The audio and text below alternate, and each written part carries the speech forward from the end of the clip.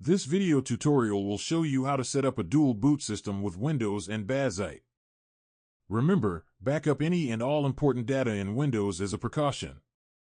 While it's unlikely anything will go wrong with the installation, there is always a chance. You have been warned.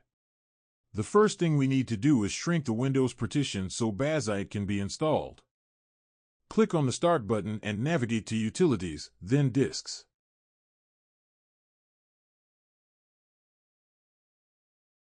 If you have more than one hard drive, look for the one that has multiple NTFS partitions.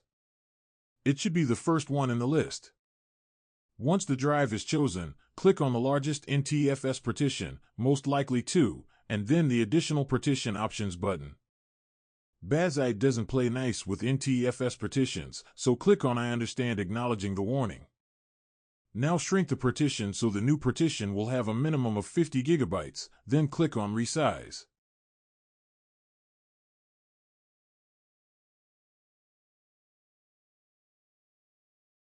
You'll now notice you have a new partition. The last thing to take note of is the device. Below the volumes bar you'll see Size, Contents, and beneath that Devices. Note the 3 letters before the number, in this video it's SDA. We can now close the Disks program and start the installer.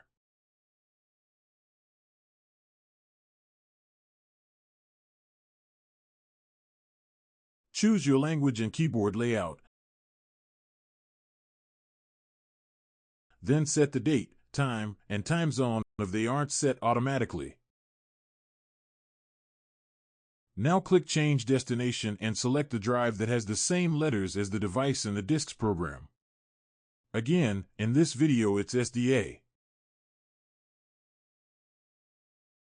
Leave Share Disk with other operating systems selected and then click Next.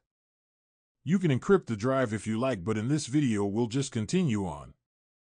Now enter a name. The username will automatically be created, but if you want something else, feel free to change it. Then add a password. Ignore Enable Root Account and click Next, then click Install.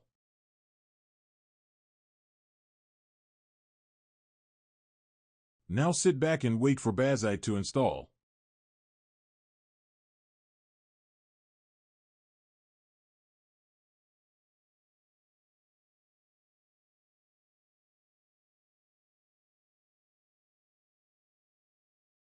Once installed, click Exit to Live Desktop, then click the Start button and restart.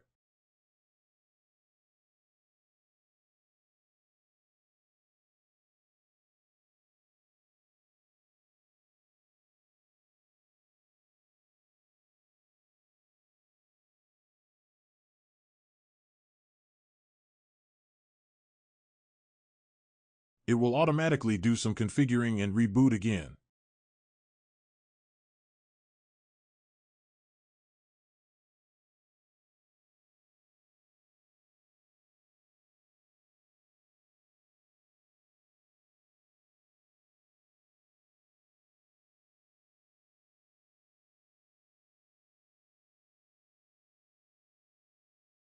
You now have Bazzite installed.